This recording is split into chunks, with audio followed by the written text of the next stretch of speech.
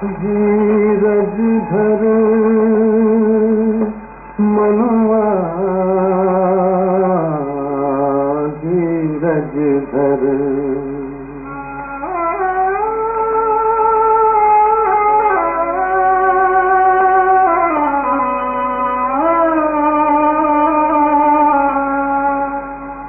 धीरज धर मनुआ, धीरज धर, तेरे सुख के भरे दिन आएंगे।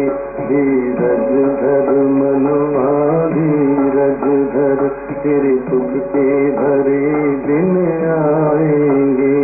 तकदीर का सूरज चमकेगा, गम के बादल हट जाएंगे। धीरज धर मनुआ, धीरज धर।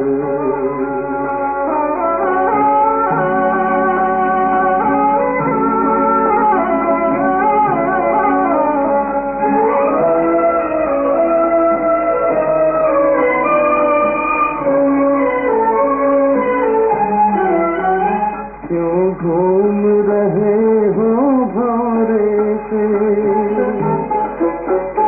क्यों घूम रहे हो भौरे से, घबराए हुए भरमाए हुए। तेरी पतझड़ के पत्ते उड़ते, आंचल में बसंत छुपाए हुए। इन कांटों को, इन कांटों को चुन चुन रख ले, कलियों के कमल बन जाएंगे। धीरज धर मनुआ, धीरज धर।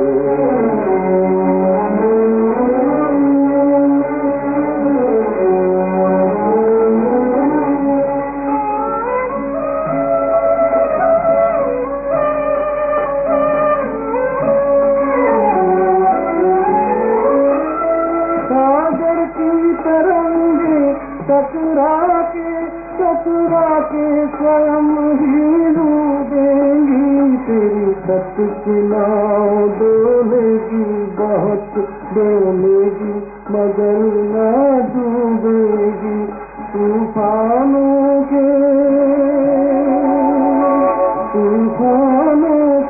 झोंके ही तेरी नैया को किनारे लगाएंगे। धीरज धर मनुआ, धीरज धर, तेरे सुख के भरे दिन आएंगे। तकदीर का सूरज चमकेगा, गम के बादल हट जाएंगे। धीरज धर मनुआ, धीरज धर। ओम शांति। 22/4/2025 प्रातः मुरली। ओम शांति। बाप दादा मधुबन। बाबा आज कह रहे हैं, मीठे बच्चे, तुम्हारा ये मोस्ट वैल्यूएबल समय है। इसमें तुम बाप के पूरे पूरे मददगार बनो। मददगार बच्चे ही ऊंच पद पाते हैं। मीठे बच्चे, तुम्हारा ये मोस्ट वैल्यूएबल समय है। इसमें तुम बाप के पूरे पूरे मददगार बनो। मददगार बच्चे ही ऊंच पद पाते हैं। प्रश्न, सर्विसेबल बच्चे कौन सी बहानेबाजी नहीं कर सकते हैं? उत्तर, सर्विसेबल बच्चे ये बहाना नहीं करेंगे कि बाबा यहाँ गर्मी है, यहाँ ठंडी है, इसलिए हम सर्विस नहीं कर सकते हैं। थोड़ी गर्मी हुई या ठंडी पड़ी तो नाजुक नहीं बनना है। ऐसे नहीं, हम तो सहन ही नहीं कर सकते हैं। इस दुखधाम में सुख दुख, गर्मी सर्दी, निंदा स्तुति सब सहन करना पड़े। बहानेबाजी नहीं करनी है। गीत धीरज धर मनुआ। ओम शांति। बच्चे ही जानते हैं कि सुख और दुख किसको कहा जाता है। इस जीवन में सुख कब मिलता है और दुख कब मिलता है, सो सिर्फ तुम ब्राह्मण ही नंबरवार पुरुषार्थ अनुसार जानते हो। ये है ही दुख की दुनिया। इनमें थोड़े टाइम के लिए दुख सुख स्तुति निंदा सब कुछ सहन करना पड़ता है। इन सब से पार होना है। कोई को थोड़ी गर्मी लगती तो कहते हैं हम ठंडी में रहे। अब बच्चों को तो गर्मी में अथवा ठंडी में सर्विस करनी है ना। इस समय ये थोड़ा बहुत दुख भी हो तो नई बात नहीं है, ये है ही दुख धाम। अब तुम बच्चों को सुख धाम में जाने लिए पूरा पुरुषार्थ करना है।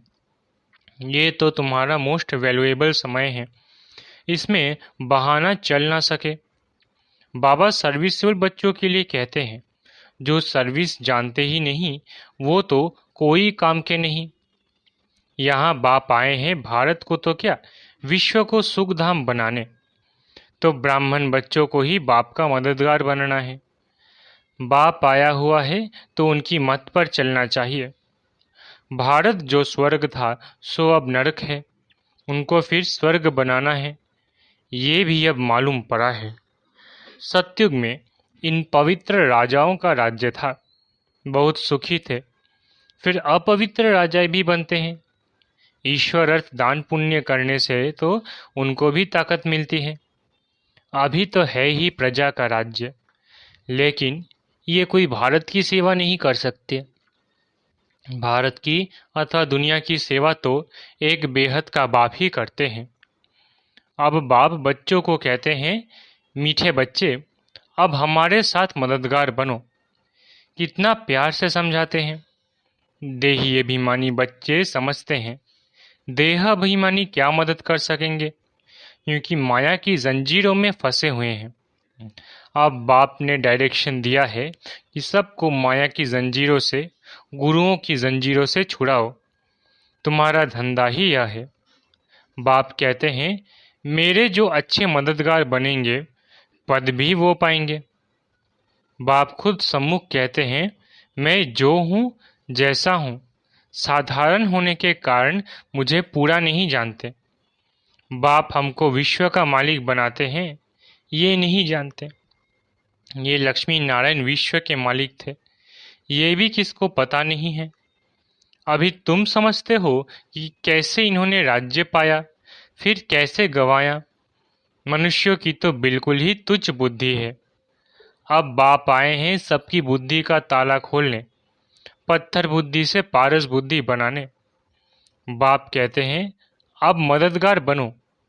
लोग खुदाई की मददगार कहते हैं, परंतु मददगार तो बनते ही नहीं।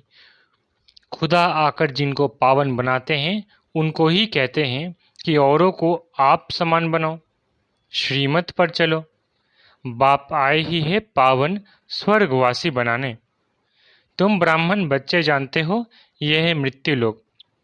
बैठे बैठे अचानक मृत्यु होती रहती है, तो क्यों न हम पहले से ही मेहनत कर बाप से पूरा वर्षा ले अपना भविष्य जीवन बना लेवे।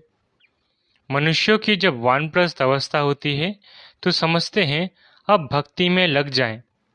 जब तक वानप्रस्थ अवस्था नहीं है तब तक खूब धन आदि कमाते हैं।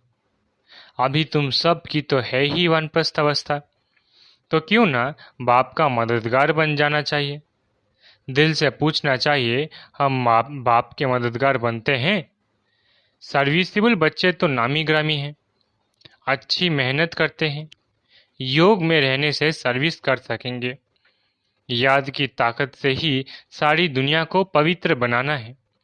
सारे विश्व को तुम पावन बनाने के निमित्त बने हुए हो।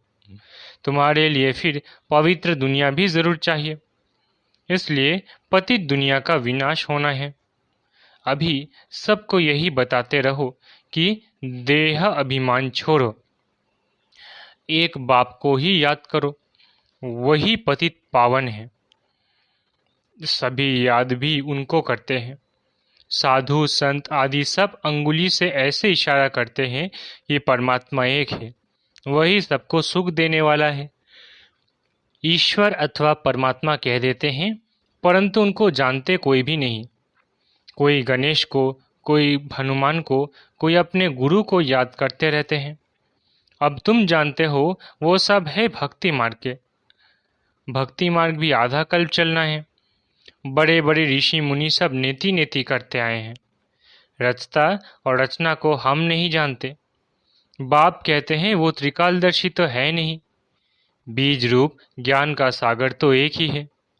वो आते भी है भारत में, शिव जयंती भी मनाते हैं और गीता जयंती भी मनाते हैं, तो कृष्ण को याद करते हैं, शिव को तो जानते नहीं। शिव बाबा कहते हैं पतित पावन ज्ञान का सागर तो मैं हूँ, कृष्ण के लिए तो कह ना सके। गीता का भगवान कौन? ये बहुत अच्छा चित्र है। बाप ये चित्र आदि सब बनवाते हैं बच्चों के ही कल्याण लिए। शिव बाबा की महिमा तो कंप्लीट लिखनी है, सारा मदार इन पर है। ऊपर से जो भी आते हैं वो पवित्र ही है, पवित्र बनने बिगर कोई जा न सके। मुख्य बात है पवित्र बनने की, वो है ही पवित्र धाम जहाँ सभी आत्माएं रहती है। यहाँ तुम पार्ट बजाते बजाते पतित बने हो, जो सबसे जास्ती पावन वही फिर पतित बने हैं। देवी देवता धर्म का नाम निशान ही गुम हो गया है, देवता धर्म बदल हिंदू धर्म नाम रख दिया है। तुम ही स्वर्ग का राज्य लेते हो और फिर गवाते हो। हार और जीत का खेल है, माया ते हारे हार है, माया ते जीते जीत है। मनुष्य तो रावण का इतना बड़ा चित्र कितना खर्च कर बनाते हैं, फिर एक ही दिन में खलास करते हैं। दुश्मन है ना, लेकिन ये तो गुड़ियों का खेल हो गया। शिव बाबा का भी चित्र बनाए पूजा कर फिर तोड़ डालते हैं। देवियों के चित्र भी ऐसे बनाए फिर जाकर डुबोते हैं, कुछ भी समझते नहीं। अब तुम बच्चे बेहद की हिस्ट्री ज्योग्राफी को जानते हो कि ये दुनिया का चक्र कैसे फिरता है। सत्य त्रेता का किसको भी पता नहीं। देवताओं के चित्र भी ग्लानि के बना दिए हैं। बाप समझाते हैं, मीठे बच्चे, विश्व का मालिक बनने के लिए बाप ने तुम्हें जो परहेज बताई है वो परहेज करो। याद में रहकर भोजन बनाओ, योग में रहकर खाओ। बाप खुद कहते हैं मुझे याद करो तो तुम विश्व के मालिक फिर से बन जाएंगे। बाप भी फिर से आया हुआ है, अब विश्व का मालिक पूरा बनना है। Follow mother father. सिर्फ फादर तो हो नहीं सकता। सन्यासी लोग कहते हैं हम सब फादर है, आत्मा सो परमात्मा है, वो तो रॉन्ग हो जाता है। यहाँ मदर फादर दोनों पुरुषार्थ करते हैं। फॉलो मदर फादर ये अक्षर भी यहाँ के हैं। अभी तुम जानते हो जो विश्व के मालिक थे, पवित्र थे, अब वो अपवित्र है, फिर से पवित्र बन रहे हैं। हम भी उनकी श्रीमत पर चल ये पद प्राप्त करते हैं। वो इन द्वारा डायरेक्शन देते हैं, उस पर चलना है। फॉलो नहीं करते तो सिर्फ बाबा बाबा कहे मुख मीठा करते हैं। फॉलो करने वाले को ही सपूत बच्चे कहेंगे ना। जानते हो मम्मा बाबा को फॉलो करने से हम राजाई में जाएंगे, ये समझ की बात है। बाप सिर्फ कहते हैं मुझे याद करो तो विकर्म विनाश हो, बस। और कोई को भी यह समझाओ। तुम कैसे 84 जन्म लेते लेते अपवित्र बने हो, अब फिर पवित्र बनना है। जितना याद करेंगे तो पवित्र होते जाएंगे। बहुत याद करने वाले ही नई दुनिया में पहले पहले आएंगे। फिर औरों को भी आप समान बनाना है। प्रदर्शनी में बाबा मम्मा समझाने लिए जा नहीं सकते। बाहर से कोई बड़ा आदमी आता है तो कितने ढेर मनुष्य जाते हैं उनको देखने के लिए कि ये कौन आया, ये तो कितना गुप्त है। बाप कहते हैं मैं इस ब्रह्मा तन से बोलता हूँ, मैं ही इस बच्चे का रिस्पॉन्सिबल हूँ। तुम हमेशा समझो शिव बाबा बोलते हैं वो पराते हैं। तुमको शिव बाबा को ही देखना है, इनको नहीं देखना है। अपने को आत्मा समझो और परमात्मा बाप को याद करो। हम आत्मा हैं, आत्मा में सारा पार्ट भरा हुआ है। ये नॉलेज बुद्धि में चक्र लगानी चाहिए। सिर्फ दुनियावी बातें ही बुद्धि में होंगी तो गोया कुछ नहीं जानते, बिल्कुल ही बदतर है। परंतु ऐसे ऐसे का भी कल्याण तो करना ही है। स्वर्ग में तो जाएंगे परंतु ऊंच पद नहीं, सजाएं खाकर जाएंगे, ऊंच पद कैसे पाएंगे? वो तो बाप ने समझाया है। एक तो सुदर्शन चक्रधारी बनो और बनाओ, योगी भी पक्के बनो और बनाओ। बाप कहते हैं मुझे याद करो तुम फिर कहते बाबा हम भूल जाते हैं, लज्जा नहीं आती। बहुत है जो सच बताते नहीं हैं, भूलते बहुत है। बाप ने समझाया है कोई भी आए तो उनको बाप का परिचय दो। अब 84 का चक्र पूरा होता है, वापिस जाना है। राम गयो रावण गयो, इसका भी अर्थ कितना सहज है। जरूर संगम युग होगा जबकि राम का और रावण का परिवार है। ये भी जानते हो सब विनाश हो जाएंगे, बाकी थोड़े रहेंगे। कैसे तुमको राज्य मिलता है वो भी थोड़ा आगे चल सब मालूम पड़ जाएगा। पहले से ही तो सब नहीं बताएंगे ना, वो तो खेल हो न सके। तुमको साक्षी हो देखना है, साक्षात्कार होते जाएंगे। इस 84 के चक्र को दुनिया में कोई नहीं जानते। अभी तुम बच्चों की बुद्धि में है, हम वापिस जाते हैं। रावण राज्य से अभी छुट्टी मिलती है, फिर अपनी राजधानी में आएंगे। बाकी थोड़े रोज है। ये चक्र फिरता रहता है ना, अनेक बार यह चक्र लगाया है। अब बाप कहते हैं जिस कर्म बंधन में फंसे हों उनको भूलो, गृहस्थ व्यवहार में रहते हुए भूलते जाओ। अब नाटक पूरा होता है, अपने घर जाना है। इस महाभारत लड़ाई बाद ही स्वर्ग के गेट्स खुलते हैं। इसलिए बाबा ने कहा है ये नाम बहुत अच्छा है, गेट वे टू हेवन। कोई कहते हैं लड़ाइयाँ तो चलती आई हैं। बोलो मूसलों की लड़ाई कब लगी है? ये मूसलों की अंतिम लड़ाई है। 5000 वर्ष पहले भी जब लड़ाई लगी थी तो ये यज्ञ भी रचा था। इस पुरानी दुनिया का अब विनाश होना है, नई राजधानी की स्थापना हो रही है। तुम ये रूहानी पढ़ाई पढ़ते हो राजाई लेने के लिए। तुम्हारा धंधा है रूहानी। जिस्मानी विद्या तो काम आनी नहीं है, शास्त्र भी काम नहीं आएंगे तो क्यों न इस धंधे में लग जाना चाहिए। बाप तो विश्व का मालिक बनाते हैं। विचार करना चाहिए कौन सी पढ़ाई में लगे। वो तो थोड़ी डिग्रियों के लिए पढ़ते हैं, तुम तो पढ़ते हो राजाई के लिए। कितना रात दिन का फर्क है। वो पढ़ाई पढ़ने से भुंगरे चने भी मिलेंगे या नहीं पता थोड़ी है। किसका शरीर छूट जाए तो भुंगरे भी गए। ये कमाई तो साथ चलने की है। मौत तो सिर पर खड़ा है, पहले हम अपनी पूरी कमाई कर लेवे। ये कमाई करते करते दुनिया ही विनाश हो जानी है। तुम्हारी पढ़ाई पूरी होगी तभी विनाश होगा। तुम जानते हो जो भी मनुष्य मात्र है उनकी मुट्ठी में है भुंगरे, उसको ही बंदर मिसल पकड़ बैठे हैं। आप तुम रत्न ले रहे हो, इन भुंगरों चतनों से ममत्व छोड़ो। जब अच्छी रीति समझते हैं तब भुंगरों की मुट्ठी को छोड़ते हैं। ये तो सब खाक हो जाना है। अच्छा, मीठे मीठे सिकिलधे बच्चों प्रति माता पिता बाप दादा का याद प्यारा गुड मॉर्निंग। रूहानी बाप की रूहानी बच्चों को नमस्ते। हम रूहानी बच्चों की रूहानी माता पिता बाप दादा को याद प्यार गुड मॉर्निंग और नमस्ते। धारणा के लिए मुख्य सार। पहला, रूहानी पढ़ाई पढ़नी और पढ़ानी है। अविनाशी ज्ञान रत्नों से अपनी मुट्ठी भरनी है। चनों के पीछे समय नहीं गंवाना है। दूसरा, अब नाटक पूरा होता है, इसलिए स्वयं को कर्म बंधनों से मुक्त करना है। स्वदर्शन चक्रधारी बनना और बनाना है। मदर फादर को फॉलो कर राजाई पद का अधिकारी बनना है। वरदान, संकल्प को भी चेक कर व्यर्थ के खाते को समाप्त करने वाले श्रेष्ठ सेवाधारी भव। वरदान, संकल्प को भी चेक कर व्यर्थ के खाते को समाप्त करने वाले श्रेष्ठ सेवाधारी भव।